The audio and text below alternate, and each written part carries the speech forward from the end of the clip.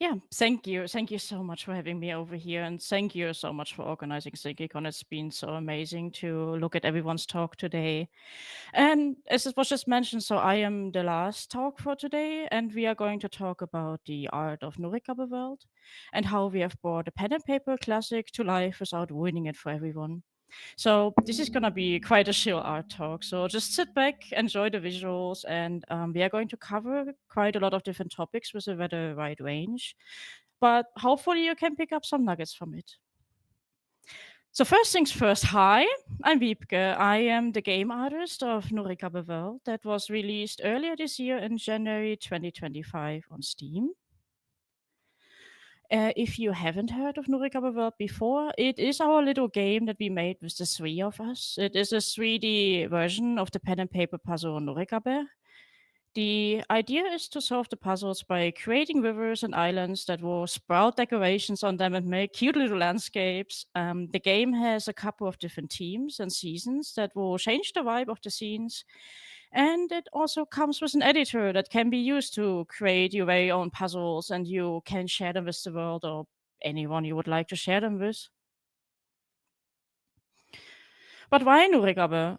We have always liked Nurikabe and found the idea of forming rivers and landscapes such a very cute imagery that we really wanted to translate into a 3D game. Pen and paper puzzles are also visually rather simple and kind of leaves us so much creative room for interpretation that we thought should just really be explored a little bit more. I'm going to explain the Nurikabe rules just real quick so everybody's on the same page. They are quite simple. So it goes basically that each island contains a single number that will be indicating the size of that island. These islands are then surrounded by water tiles, basically, that must form one connective river. But the water tiles may never form so called two by two pools, basically. So getting to the actual development part of the talk. So at the beginning of the development, we set a few workflows that we follow to ensure that gameplay is always prioritized. So every change in addition to the game was constantly tested in the engine and more importantly in game.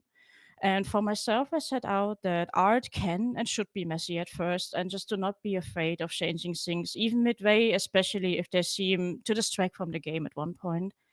Other than that, it's really just a lot of iteration and a lot of play testing. So we first started off, of course, with building the board. And one of the first puzzles that we implemented into the game was our trusty default puzzle that you see right here now, and that you're going to see throughout the talk actually quite a lot when I'm sharing development screenshots and tests. I will now go through the iterations that we have made to the game board until we basically reach the visuals that you can find now in the game.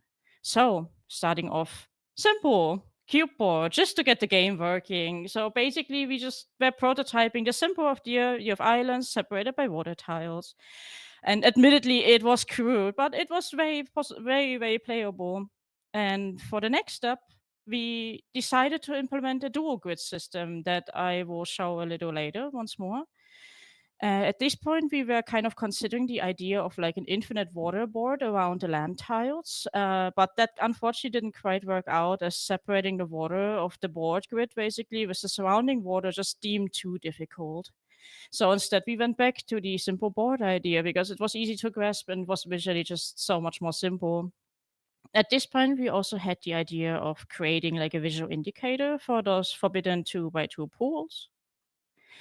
I then took some pre-made assets just to kind of test the general visuals of the game. And at this point, the game had more of a miniature look still going for it. At this point, we also decided to interpret the pools as like little swirly whirlpools which are spinning on the water as we saw. That would be quite fitting. We were testing different art styles, in this case, a bit more of a realistic look, which obviously doesn't work at all. It is just way too noisy. So back to the simple style we go. And at this point, I also have like put some first very rough like assets in there just to see like how everything is looking. We then implemented a water shader, but do note that like how the board has like a very uniform dark grid overlay to it, and it just was really hard to read, especially on the water. So we made quite a big leap forward in the general visuals of the game and added a foam to the edges of the water tiles. We also at that point matched the grid of the water with the foam color just for better readability and consistency again. And from there, it's just really just a lot of iteration until we get this. So no new additions were really made. Everything else was created by simply tweaking the assets and the systems that we had. As I mentioned earlier, we are using a dual grid system for the land, water, and foam tiles. A dual grid system basically means that the tiles are offset by half a tile to each direction. And this allowed us to get away with very little assets that had to be made for the board. So as you can see on the bottom there, this is the full tile set that we use for the land and the water tiles. I will now show a really quick example of how the board is built. So we start with the land tiles, adding some water and adding the foam.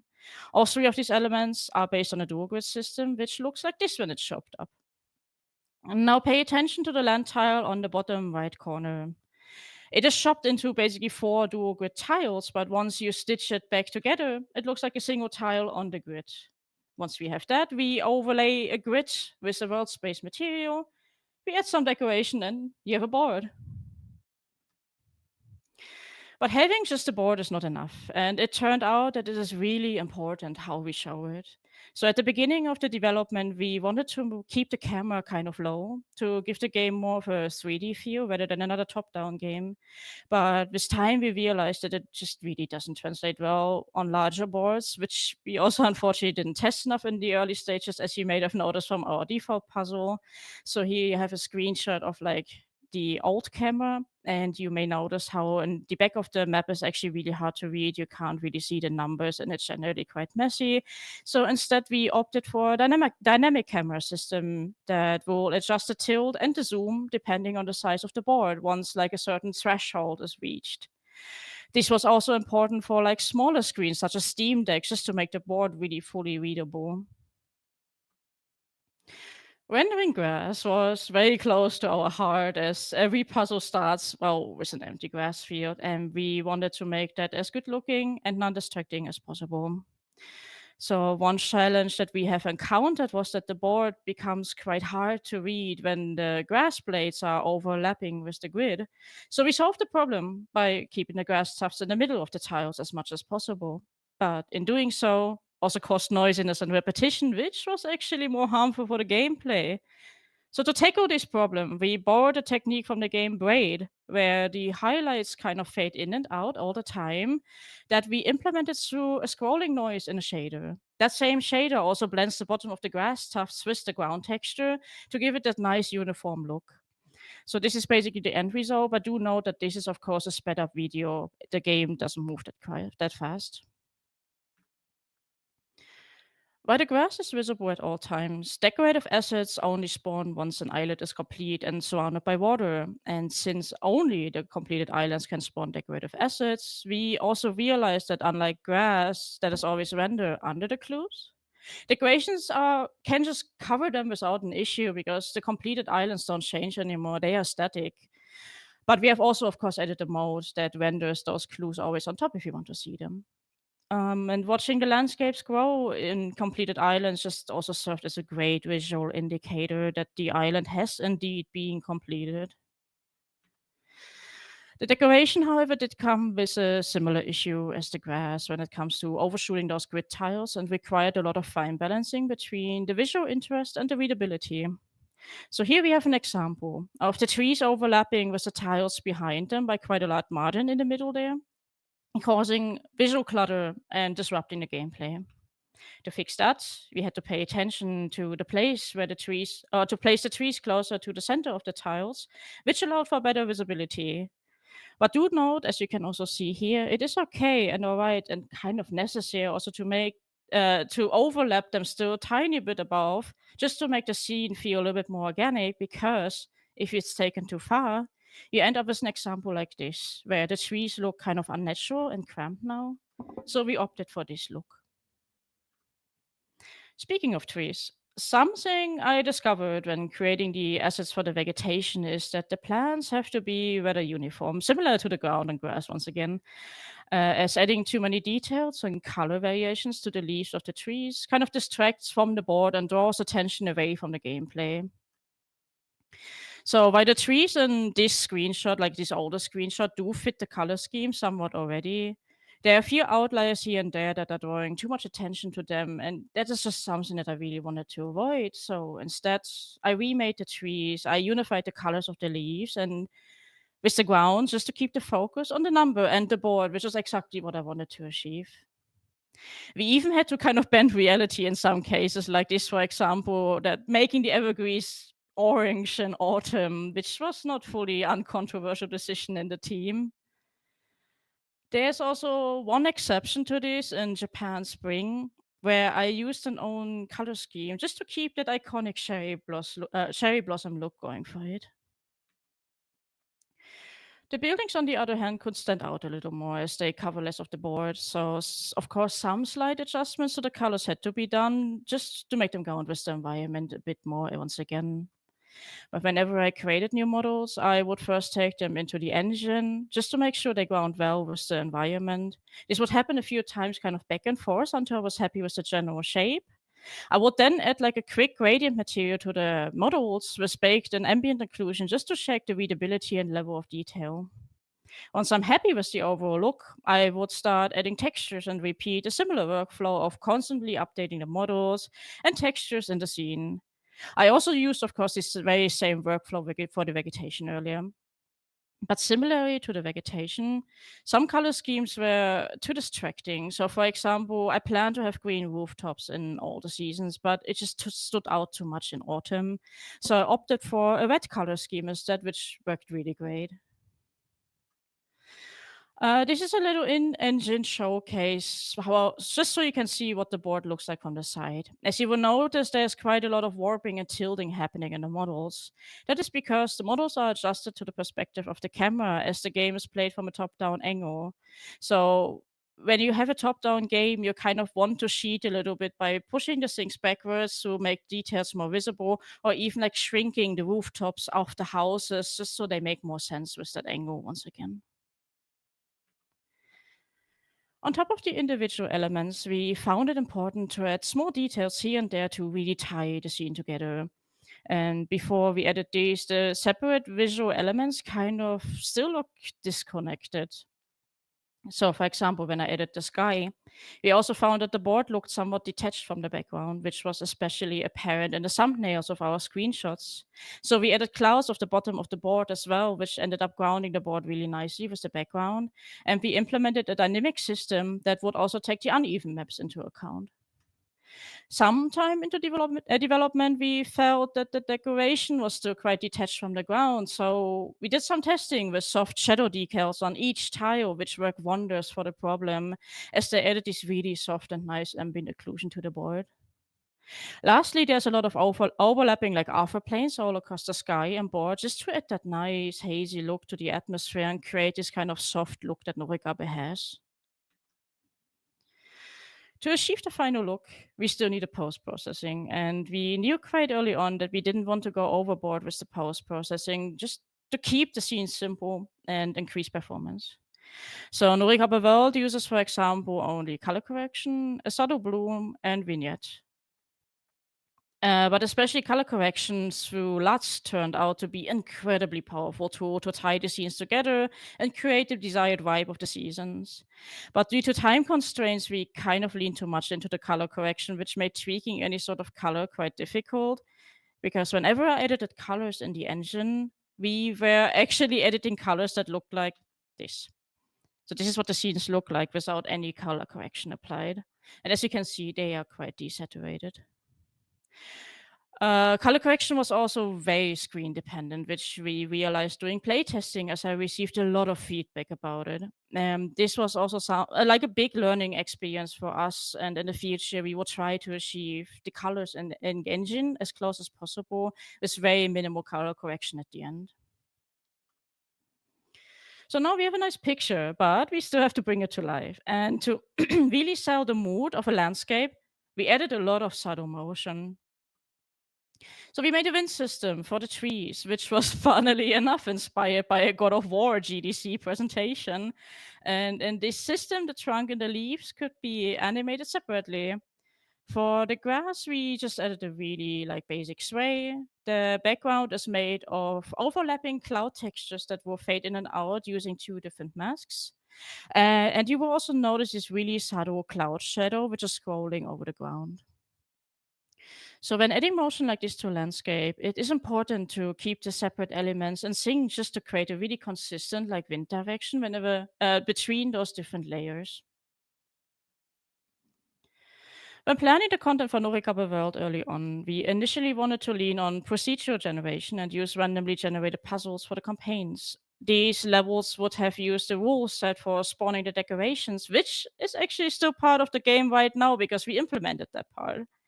Though, as we progress in development, we decided to make a fully handmade campaign, which was a good decision as the campaigns are significantly more popular than the generated levels according to the Steam achievements.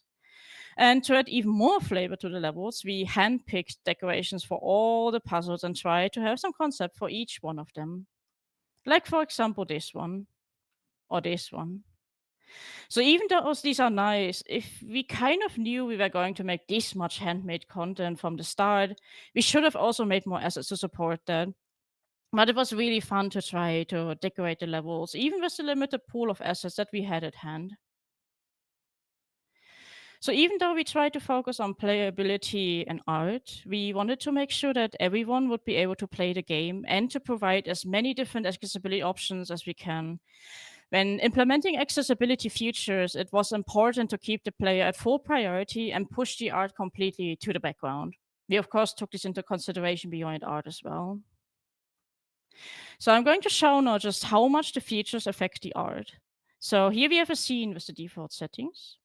We implemented an option to darken the sky to reduce ice strain, which we got feedback for doing the better. The water can be darkened as well, just to make it easier to read. And there's a setting to draw the numbers in white with thicker outlines just to highlight them better. But as you can notice, the art suffers for this a little bit, but it is a worthy sacrifice to make. With the accessibility, we had to make sacrifices in the art for the gameplay, but in some cases, art can be the driver for better gameplay.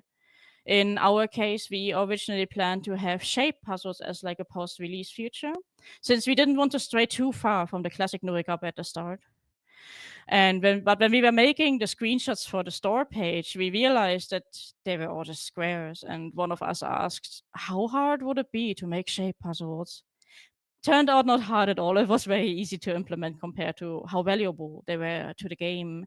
And we learned at that point not to postpone tasks just because they're easy to do and maybe not necessarily required at that very moment because they might just turn out to be a core feature you didn't consider before.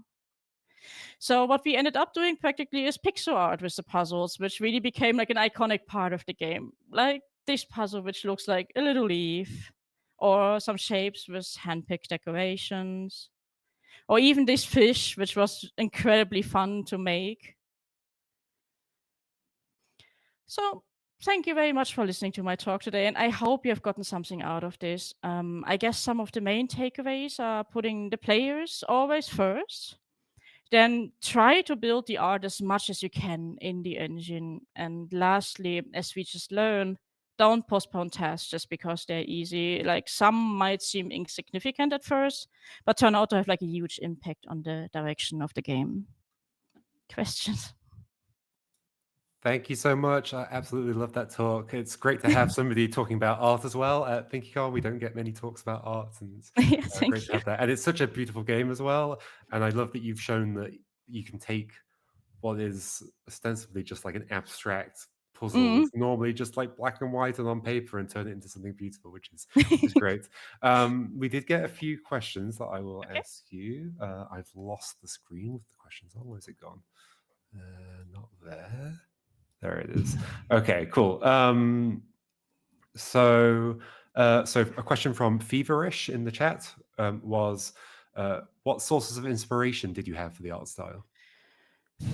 Oh, that is actually a really good question. I guess I like the first thing that I did like was just collect a lot of like references for what kind of style I wanted to achieve. So as you saw, like we went through like different like stages of the art style, but I guess kind of good old witness kind of was like a really big inspiration, Mhm. for example.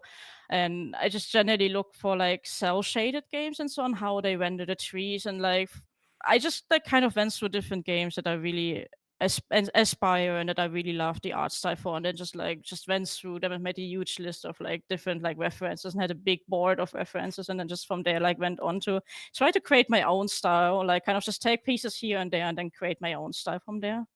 Here's a quick question based Mhm. on that. Which of the seasons/styles in the game is your favorite? I would almost say autumn. Like autumn is like Okay. That's what the people in the chat said as well. yeah, like autumn like actually really grew on me. Like just having that like red those red colors and such is somehow so cozy and it just worked Uh-huh. out so well in the end. And I actually really love the autumn like scenes, yeah. Mhm. Okay, so next question from Patrick Trainer Mhm. is during the iteration, especially towards the beginning, how did the Mhm. team handle the workflow of needing programming to implement art ideas to iterate? What was Mhm. the technical workflow like? We had really tight collaboration with like everyone, honestly, like because we were a team of three, and from the beginning, we have like made game jams and little projects before, and we knew that we can work together. So like it was really just a question of like I try to do something in engine. I tell the programmer I would like to try to do something like this. Is this achievable? He would then like make a tool for me. I would try it out, and it would go back and forth. But like he usually made the tools for like with me in mind or with the art in mind that I wanted to create, but I Mhm. also pretty often try to use like tools which have been made already to make other art and like just kind of take it out of context and then just kind of rip it a little bit apart and see what I can do with it also. So it's not like that every system in the game has its own little tool, but like Mhm. a lot of them actually share a lot of tools because I just kind of took them, ripped them apart. I went to the programmer like, I would love to have these little features, this possible, and then just add like a little bit of different things to it just to make it possible. So it was really just a really tight collaboration all the time. And like we knew at what point we are, and we just try to communicate a lot back and forth. Great answer, thank you. We got another question from Patrick as well, which is about the. You'll probably have more to say about the animations, but the question was, how did you go about animations and sound feedback when the player is creating and destroying the rivers?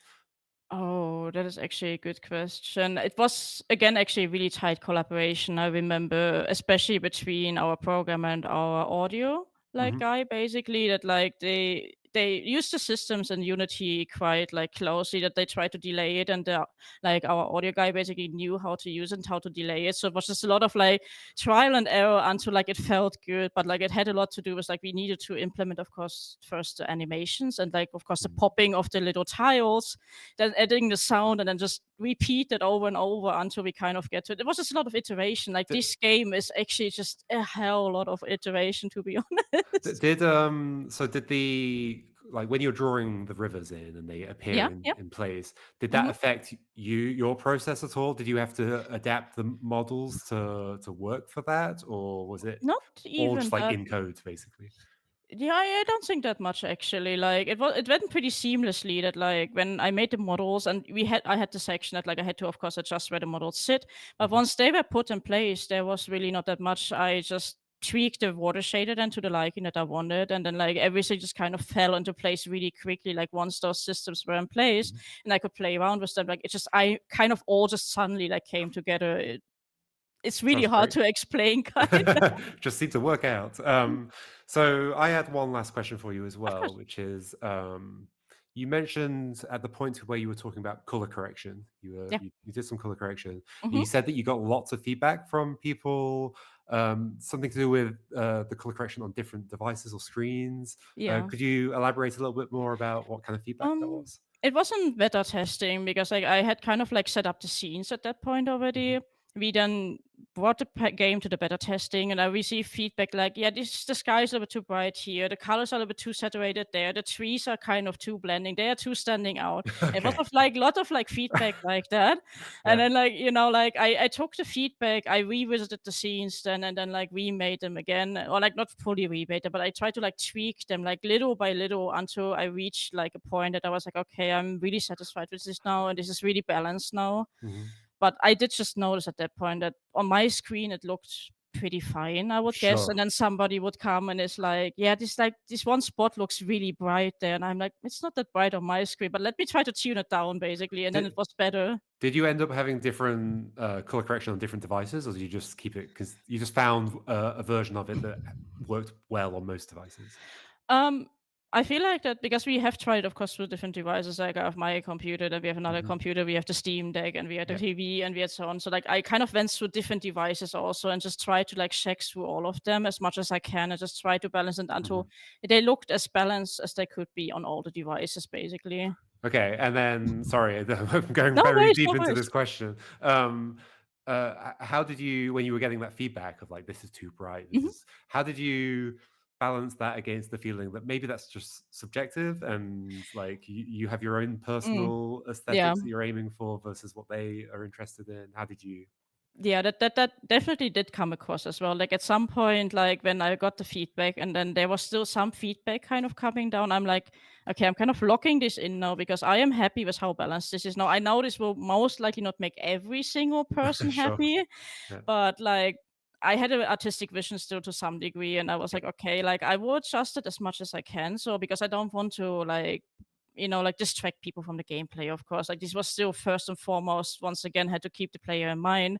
But I also took a little bit of liberty sometimes that I'm like, okay, I will keep it like this because that's what the look that I want to go with, basically. So like Well, I at some point I still drew a line of like, okay, mhm. this is what I want now, and I'm going to keep it that way. Great, thank you. Thank you so much. We'll leave it there. The chat has turned into conversations about why autumn is so great, Oh, like both in the game and in real life as well. it is, I think it we is. all appreciate autumn. We do. Um, so yeah, thank you very much, Vivica, for joining us. Thank you. We'll this is the last talk of the day, so feel free to drop out and I'll wrap up with everybody. So yeah, thank you. Yeah, thank you so much. Bye.